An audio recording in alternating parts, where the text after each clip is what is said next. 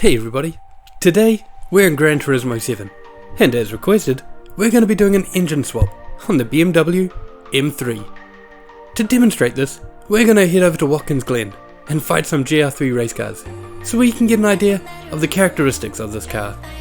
Afterwards, we'll head back to the garage and check out the tune.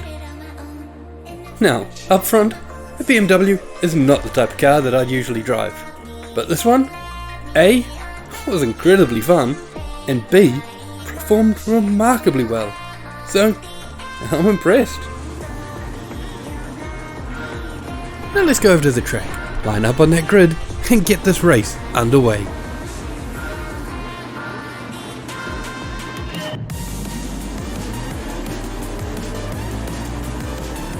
And as the race begins, the other cars slowly take off into the distance. But this isn't a worry, because as the first corner approaches, we take a nice outside line, ending up in the middle of the fight, with a good run heading up to the next section. And we make use of that good run to slowly, but surely, move up through the pack, every step getting closer to those podium spots.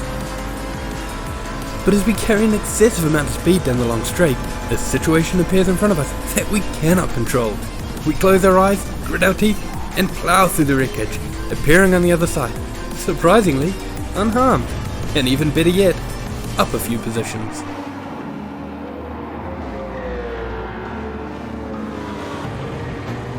After the chicane, the pack starts to thin itself out a little bit, but that doesn't stop me from getting stuck behind two cars, furiously fighting it out for 6th place. They make a pretty good roadblock, and even when a victor is finally decided, I get locked into 7th place fighting with the loser of the previous round. We battle it out with 7th, trying to take the position, and briefly, we do, before 7th takes it back and even edges out a buffer with which to protect himself.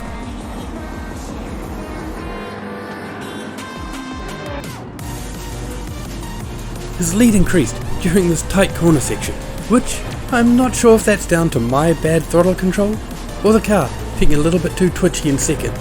But it's time for the long straights now, and this car will outpace him. So we hit the gas and see just how fast this machine can get.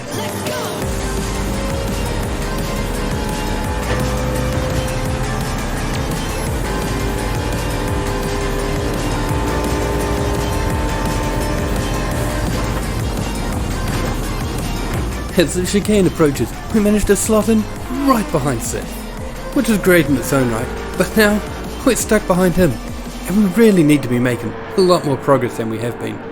So please, car, get out of my way. That worked. I think it might be magic. But hey, we're in 6th now, so it's time to move up on that next group of cars in front of us.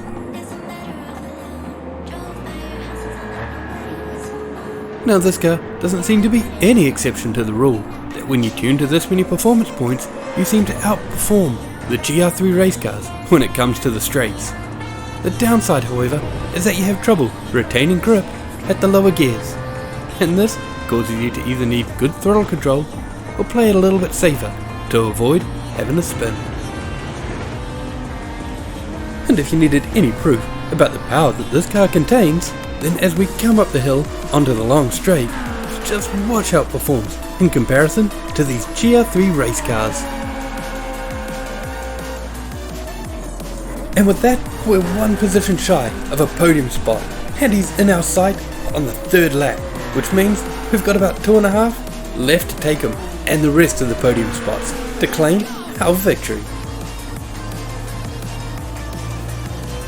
But it doesn't take long before my optimism begins to fade, because corner after corner after corner, he stays the same distance in front of us, and maybe even a little bit further ahead. It takes me a while to realise that while we're not catching 3rd is actually catching 1st and 2nd. He's clearly the faster of the 3 cars, and so by following him, we are actually making progress, although eventually we will have to deal with him. With this, our optimism returns, And gaining on first and second has a lot to do with that. Also, the fact that the fourth lap is beginning, and our car excels in the first half of this track, where there are long straights to take advantage of. Our high is crushed shortly after, however, as we don't nearly make the ground that we were hoping for, and we're forced to yet again dive back in behind third place. And now, with the corner section approaching, we're right back where we started a lap ago.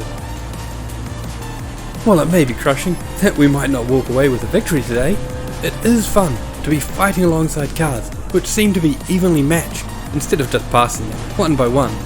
I love that I'm fighting for every single inch that I'm going to get here, and also the fact that there's 4 of us in a convoy, all fighting it out to try and take that win. This is the sort of racing that I love, and really hope that Gran Turismo brings an even harder difficulty to the single player campaign. And on the final corner of the 4th lap, an opportunity opens and we take the inside on 3rd place, moving ourselves up into a podium spot with 2 cars in front, left to go. And this time, the long straights are our friend, as we power down them at full speed, slowly gaining on 2nd and 1st.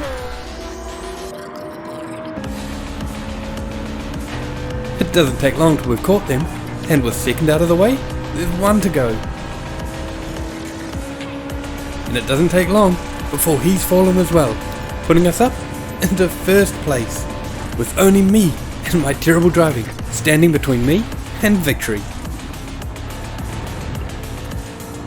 In what can only be described as a miracle, I managed to keep the 4 tyres of the car planted firmly in the grey areas of the track, which is where they're supposed to be, not giving in to the pressure that is the GR3 race cars following closely behind. I really did not want to lose after everything I had gone to catch up to 1st place.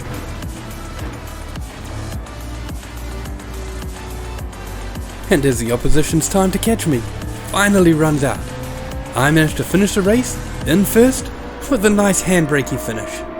Something one of the opponents take offense to and decides to ram me as punishment.